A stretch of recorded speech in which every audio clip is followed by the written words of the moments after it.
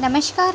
सदीनामा की ओर से आ गई हूँ लेकर दिनांक 7 जुलाई 2024 का संपादकीय लेकर, जिसका शीर्षक है बरसात के पानी का पोल खोल अभियान, जिसे लिखा है हमारे सह संपादक राकेश अचल जी ने।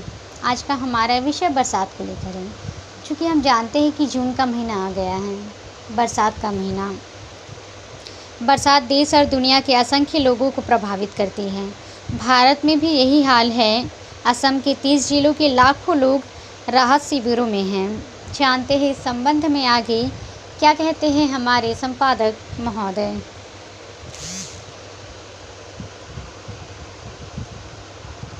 बरसात ईडी और सीबीआई से ज़्यादा मजबूत जांच एजेंसी है। बरसात का पानी देश में समान दृष्टि से निर्माण कार्यों में हुई धांधली की पोल खोलता है। बरसात का पानी जो भी करता है, दलगत राजनीति के ऊपर उठकर करता है। बरसात का न किसी संगठन या गठबंधन के साथ तालमेल है और न कोई कॉमन मिनिमम प्रोग्राम। बरसात तो आती है और अपना काम कर जाती है। दोबारा आने के लिए इस बरसात ने केंद्र से लेकर राज्य सरकारों तक की पोल खोली। बरसात का ये पोल खोल अभियान अभी जारी है। देश में बरसात कमोवेश हर एक हिस्से में होती है, कहीं कम तो कहीं ज़्यादा। बरसात को अपना काम करने के लिए न जनादेश की आवश्यकता पड़ती है और न ही किसी अध्यादेश की। बरसात का नियंता तो इंद्र है, इंद्र देवता है। खुश भी करता है और कुपित भी करता है। जब संयम से बरसता है तो किसानों के चेहरे खिल उठते हैं, क्योंकि बरसात के पानी से ही खेत सोना उगलता है। और जब कुपित होता है तो जल प्लावन का असंख्य जान ले लेते हैं। इस लिहाज से बरसात का बादलों का नियंता बहुरूपिया है।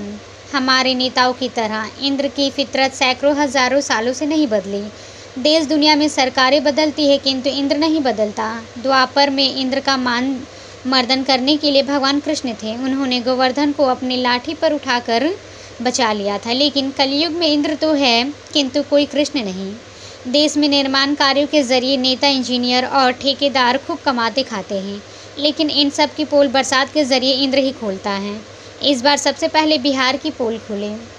एक के बाद एक कर कोई 1 दर्जन पोल खुल गई और पुल गिर गई।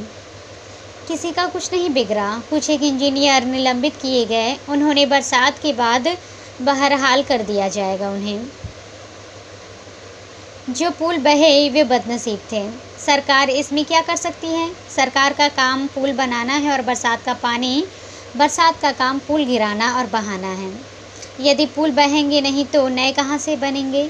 आज के नेता शेरशाह सूरी या कोई अंग्रेज तो नहीं है जो ऐसे पुल बनवा दे जो कि सदियों तक चले। हमारे देश में मुगलों और अंग्रेजों के ज़माने के तमाम पुल अभी भी पूरी निष्ठा से अपना काम कर रहे हैं। देश में बहने या गिरने का काम केवल पुल ही नहीं करते, हवाई अड्डे की छतें और कैनोपी भी करते हैं। देश की राजधानी के अंतर्राष्ट्रीय इंदिरा गांधी हवाई अड्डे की कैनोपी टपक रही।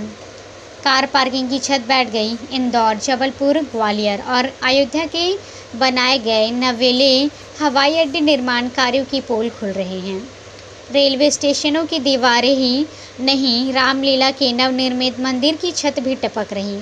लेकिन किसी का न तो रोम फरक रहा है और न ही कोई इस बारे में सोच रहा।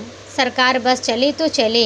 वे इस तरह का पोल खोल अभियान चलने वाले इंद्र को स्वर्ग से गिरफ्तार कर हवालात में डाल दे, लेकिन ये वो नहीं कर सकता।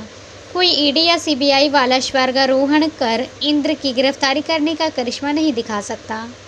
बैसाखियों पर टिके सरकार के पास भी ऐसा कोई ताकत नहीं जो इंद्र को हटका सके। बरसात होने से रोक सकने सरकारें अपना काम कर रही है और बरसात अपना काम कर रही है। सरकार बरसात से नहीं डरती और बरसात सरकार से नहीं। असम से अयोध्या तक, दिल्ली से पटना तक, देश के किसी भी हिस्से में जाइए तो आपको बरसात सरकार के निर्माण कार्यों की पोल खुलती दिखाई देगी। पुल ही नहीं, सड़कें भी सरकार की पोल खोलती है। बरसात में नदी ही नहीं, नाले भी उफान कर दिखा देते हैं। लेकिन सरकार न नदी का कुछ बिगाड़ सकती है और ना ही नालों का। पानी बरसाने वाले बादलों के खिलाफ तो कुछ कर पाना मुमकिन नहीं। एक ज़माना था जब मुग़ल हो या अंग्रेज हो, देसी राजे महाराजे हो, कम से कम निर्माण कार्यों में तो कमाई नहीं करते थे, घटिया सामग्री का इस्तेमाल नहीं करते थे। यदि करते होते तो ग्वालियर के पास नूराबाद में शेरशाह सूरी के ज़माने का बना पुल, कोलकाता में हुगली पर बना अंग्रेज़ों के ज़माने का पुल, और तो और छोड़िए 1857 के स्वतंत्रता संग्राम में बदनाम हो चुके सिंधिया खानदान द्वारा बनाए गए पुल और बांध आज भी काम कर रहे हैं। पिछले 75 साल में बनाया गया ये पुल और सड़क पुराने ज़माने के निर्माण कार्य का मुकाबला नहीं कर सकता। जाहिर है कि तब में और अब में बहुत अंतर आ चुका है। ईमानदारी का इंडेक्स भी लगातार गिरा। पिछले 10 साल में तो इस इंडेक्स में इतनी गिरावट आई कि पूछिए मत। आप पूछेंगे तो भी हम बता नहीं पाएंगे, क्योंकि सब कुछ असीमित है। बरसात देश और दुनिया के असंख्य लोगों को प्रभावित करती है। भारत में ही यही हाल है। असम के 30 जिलों के लाखों लोग राहत शिविरों में हैं। 4 धाम यात्रा स्थगित कर दी गई। दिल्ली जलमग्न है। अयोध्या हो या काशी, सब जगह पानी ही पानी है, सिवाय सरकारों और नेताओं की आंखें के। सरकारें देखकर भी कुछ देखना नहीं चाहती और नेताओं को पानी हवाई जहाज़ में बैठकर देखने में मज़ा आता है। वे हवाई सर्वे करते हैं और फिर राहत बांटे बंटवाते हैं।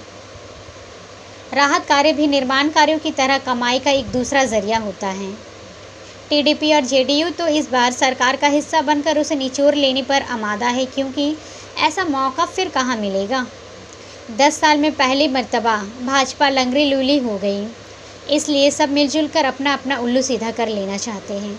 इस बार चौमासा कहिए या मानसून सीज़न कहिए, मैं अभी तक केवल और केवल पानी से लड़े काले बादलों की गुरगुराते दिखाई देते हैं। इंद्रधनुष तो दिखाई ही नहीं देते। कहीं खुशी है तो कहीं गम। बरसात न आए तो आलू प्याज टमाटरों को अपने भाव बढ़ाने का मौका ही कहाँ मिले।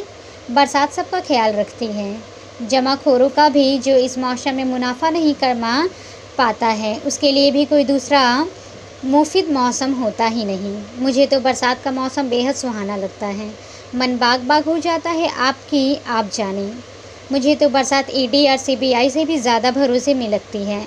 कम से कम समय पर पोल तो खोलती है। आइए बरसात का इंद्र का अभिनंदन करें, पकौड़े तलने की कोशिश करें और राष्ट्र हितैषी अभियान में प्राणपण से जुट जाएं।